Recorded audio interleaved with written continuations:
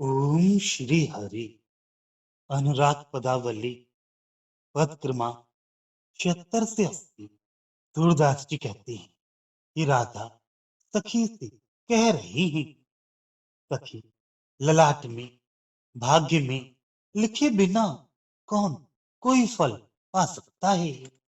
ये भाग्य की ही बात है कि किसी को तो शतरस भोजन भी अच्छा नहीं लगता और कोई भोजन के लिए व्याकुल घूमता है। तुमने श्री हरि के अंग की मधुरमा देखी और मैं ये भी नहीं देख सकी कि गोपाल कौन से है। जैसे कंगाल थोड़ी सी संपत्ति पा जाए तो उसी में वह परम संतुष्ट हो जाता है। वही दशा मेरी है। तुम में और मुझ में इतना ही अंतर है। ब्रज की नारियों, तुम धन्य हो, धन्य हो। तुम सब हमारे स्वामी की संगनी हो। गोपाल का ये सर्वांग, ये सुंदर दर्शन तुम्हें प्राप्त हुआ। राधा जी कहती हैं, सखी एक बात मुझसे सुन। तेरे दो नेत्र पूर्ण बड़े बड़े हैं, फिर भी तू प्रत्येक रोम में नेत्र चाहती है। मैं तो ब्रह्मा से कुछ नहीं कहती। प्रतिदिन पलकों के संचालक निमि को कोसती भला बुरा कहती हैं। यदि ये दो ही नेत्र ठीक ढंग से रहते, अर्थात इनकी पलकें ना गिरती, तो इनसे ही मोहन को उत्साह से भरी देखती रहती। मैं तुमसे तब कहती, जबकि एक एक अंग प्रत्यंग की शोभा हृदय में धारण कर लेती। तब सखी कहती, अरे ना समझ, सुन, तू कहती क्या है। उनसे हृदय के द्वारा काम पड़ा है, ऐसे वैसे नहीं। श्री राधा जी कहती हैं, सखी हम किसी को दोष क्यों दें।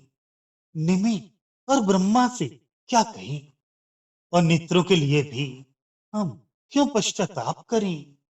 श्याम सुंदर को इसने ही कैसे समझें। वे तो औरों से भी निष्ठुर कहे जाते हैं। एक क्षण में ही उनके शरीर की शोभा और की और हो जाती है, नित्य नवीन होती रहती है, जिसे देखने पर भी हम देख नहीं पाती। अभी हम एकटक होकर देखती हैं, तभी वे नवीन शोभा प्रकट कर देती हैं। श्याम सुंदर की लीलाओं को कौन लक्षित कर सकता, समझ सकता है। ये स्वयं ही शत्रुता बढ़ाती हैं।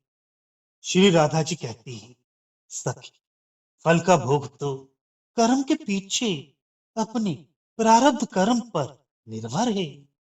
जो अपना दिया किया हुआ है वही प्राप्त होता है। अपने चाहने से कुछ नहीं मिलता। श्याम सुंदर तो प्रत्यक्ष खड़े हैं, किंतु मुझे बताओ, उनका कौन सा अंग किसने किस प्रकार का पाया है। वे श्याम तो ठगों के राजा हैं। इन श्री हरि रूपी धनी से प्रेम का भिखारी भला नेत्रों के नन्हे पात्र में क्या ले। वे तो हिलोरे लेते अमृतपूर्ण सागर हैं, किंतु कृपा करके दर्शन ही भली प्रकार नहीं देती। गोपाल तो सौंदर्य के समुद्र हैं, वहां कुछ कमी नहीं है, किंतु सखी मिलता तो वही है जो ललाट में लिखा हुआ है। श्री राधा कहती है, सखी मैं श्याम के रूप को देखने की लालसा से पूर्ण हूं, अर्थात उसे देखने की उत्कट इच्छा रखती हूं। कितना श्रम करके थक गई, किंतु वह दिखाई ही नहीं पड़ता। मन तो उनका सुंदर अंग देखता है, किंतु मैं ही भूली रह गई।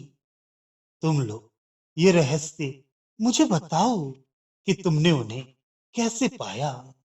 मेरा मन स्वयं तो उनके अंग प्रत्यंग में प्रविष्ट हो गया, किंतु मुझे भूल गया। बार बार वह यही कहता रहा कि तू क्यों नहीं आई।